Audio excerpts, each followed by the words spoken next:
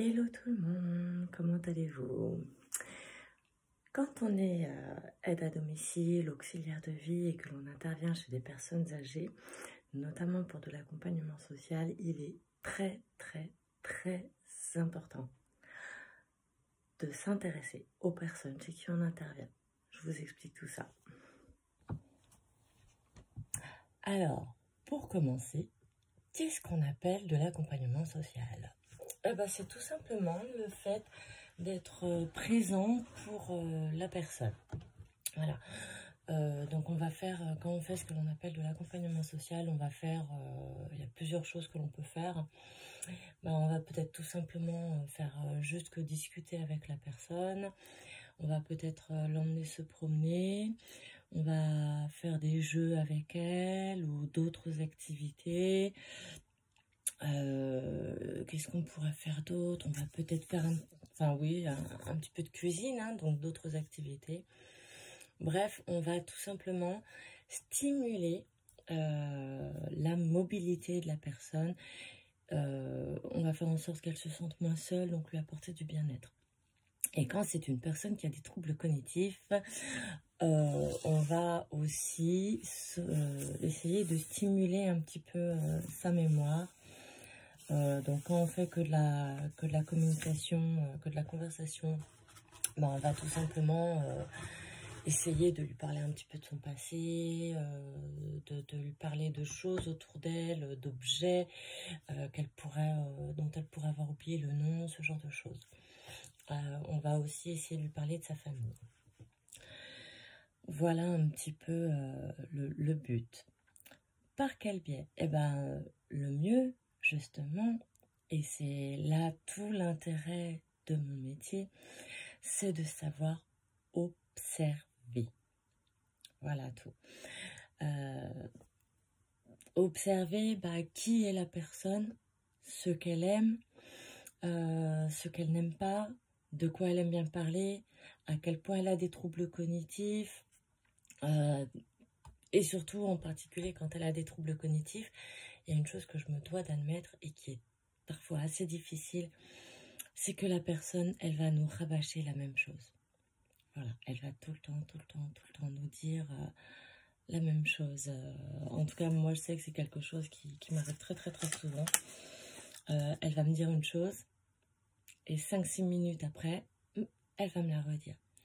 Donc, quand c'est comme ça, il ne faut surtout pas faire remarquer à la personne, vous me l'avez déjà dit. Oh là là, malheur. Quand vous faites ça, vous mettez mal à l'aise la personne. Vous lui mettez sous le nez le fait qu'elle a des troubles cognitifs et qu'elle perd la mémoire, qu'elle perd un peu la tête. Et il faut jamais faire ça. Au contraire, rentrer dans le truc. Il faut dire, ah oui, d'accord, ok. Continuer dans la conversation et à la rigueur, essayer de la changer, de l'amener vers autre chose. Voilà. Pourquoi je tenais à en parler aujourd'hui? Tout simplement parce que aujourd'hui, je vais donc chez une dame chez qui c'est le cas. Donc cet après-midi, je vais chez une dame pour faire de l'accompagnement social et qui a des troubles cognitifs. À ne pas confondre avec Alzheimer. J'attends avec impatience de pouvoir faire une formation là-dessus à laquelle je me suis inscrite. J'aimerais vraiment la faire. J'espère que je vais pouvoir la faire. Mais ça, c'est une parenthèse. Voilà, c'est une dame. Je ne la connais pas énormément. Mais j'ai déjà eu l'occasion d'aller chez elle, de regarder ce qu'elle aime ou pas. Donc, je sais qu'elle adore parler.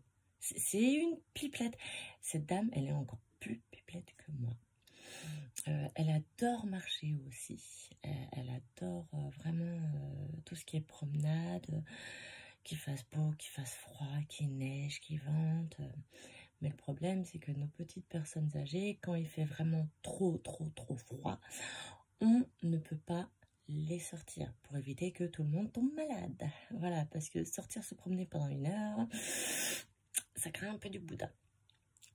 Par contre, d'autres choses que je sais aussi. Donc, elle aime jouer, elle aime le Scrabble. Là où, pour moi, c'est un peu difficile, c'est que je suis extrêmement nulle en orthographe. Et du coup, je ne peux pas jouer au Scrabble. Je peux pas, j'y arrive pas. Enfin, c'est pas que je peux pas, mais c'est surtout que si je joue au Scrabble, je perds en 2 secondes. Donc, c'est pas l'intérêt. Et 2 autres activités que je sais qu'elle aime beaucoup. Donc, je sais qu'elle adore les puzzles. Sauf que, donc je sais qu'elle a un nouveau puzzle, sauf que là, je peux pas lui proposer de le sortir en ce moment. Pourquoi? Parce que j'ai appris qu'elle s'en va bientôt. On ne peut pas donc commencer, je ne vais donc pas pouvoir commencer aujourd'hui avec elle un puzzle,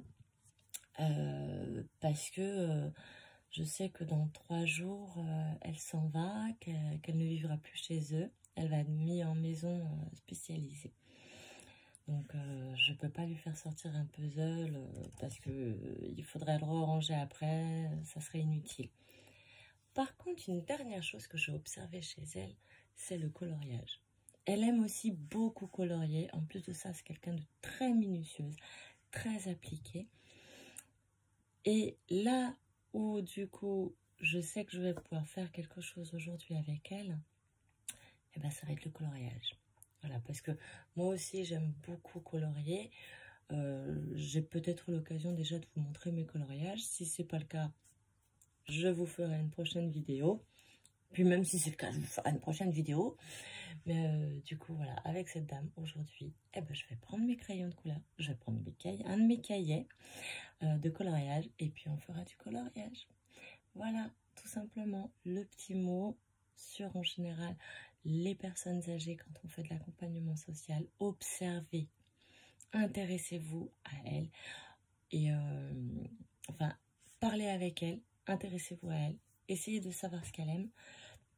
Et quand c'est quelqu'un qui a des troubles cognitifs, observez. Vraiment, c'est hyper, hyper important parce que c'est comme ça que vous ferez votre travail de manière plus efficace. Sur ce, je vous fais des gros bisous. Je vais finir de me préparer pour aller bosser et je vous souhaite une belle journée.